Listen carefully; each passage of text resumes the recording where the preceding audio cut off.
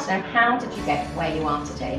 When you say where you are today, obviously I don't see that I'm where I would be. I feel like we're always growing, we're always changing, we're always evolving. I don't ever feel like I'm there.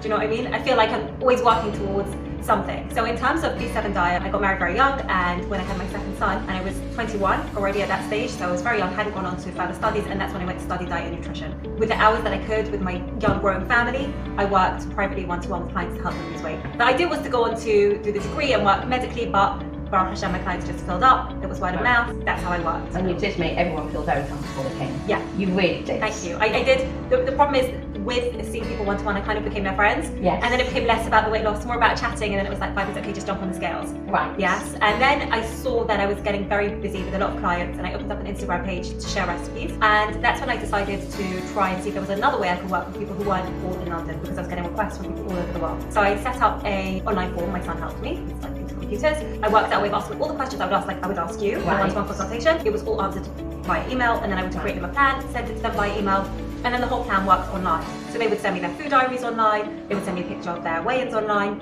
and then I realised that it was actually better, it was cheaper for my clients. It was a no-frill service. Send me your food, send me your weight, and I'll be here to help you and support you, but I'm not being your therapist or your friend. Because Which you were. Which I was, but I really wasn't. So it wasn't such an honest approach, because I'm not a therapist. Really, you should keep a certain professional relationship with your clients. So I felt it covered all those bases, and then over the course of the year, I changed all my clients, one-to-one clients, to online. I did lose a few because people missed that one-to-one aspect, but on the whole, it was great, and it really built up. That's I've actually been doing B7 diet for coming up to 22, 23 years. Wow. Yeah. Look at you, look and fabulous. Thank you, and I really try to take my own advice on, because it is something that I struggled with when I was younger, but now it's become much more a way of my life. I don't really find it a struggle. Then during COVID, I set up B7 Active, which is a modest activewear company, and I kind of felt I had the following from B7 diet, so I had the branding, I had the following, and I felt like I could bring out an exercise skirt, which then evolved. No, because you are super successful, you look great, you're looking after your family, you're doing it all. Thank you. And your recipes look great. Thank you so much. Look, I always feel like there are things that don't get done, like photo albums and being on top of school stuff. I'm always that mum on the group chat that's like, what's there tomorrow? You always feel like there are things that don't get done, and also you don't particularly want to do them, like organising cupboards and things like that. I'm just like, well, I'm busy, I work, I can't do that. So, it's not everything. For me, I always want to try and grow, and also not be stuck in times. Like with B7 diet, I used to be writing down food diaries. Now I have an app for that. That's the thing, I can't be a dinosaur in businesses, because there's younger people, there's newer things, so I always try to keep with the times. Good for you. Stay relevant. What would you say is the best advice that you've ever received? The best advice was from my dad, Who was the best man and the best dad. And he was a lawyer, and he helped lots of people in the community. And when I was young, I always said to him, I want to be a psychologist or a therapist. And he said to me, because I always felt like I was a people's person, I want to help people. He said to me, and I don't know if this is a fact, I don't know if this is true, he just made it up, but he said the best therapists are people who have been through things so that they can relate.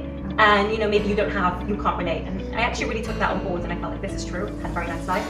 However, what I can relate to are struggles that I've had when I was overweight, when I was much younger, and how over all those years, from the ages of 12 to 16, by the time I had kind of got to a healthy weight, I had done that myself. I didn't have any outside help or support, and I felt like this is an area I can relate to. I know how hard it is, and I know what I had to do, so I felt like this is something that I can help other people with.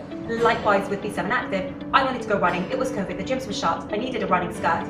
It didn't exist, so I made it. So for me, the biggest advice I can give to people is see what's personal to you and what honest. Basically, that's what inspired you to help other people then. All the things that you found difficult. Yeah, it's like problem solving for myself and then sharing it with other people. And managing to help people. Yeah. What is one good piece of advice you then give to somebody, which you've basically covered, another female? So just to really put it out there and say it. I would say do something that you enjoy, that feels personal to you. So if you're going to study something you know that you'll be good at, or study something you know that you're interested in, or that you can relate to in a certain way. For example, if you struggle with maths and science, don't say I want to become a rocket scientist.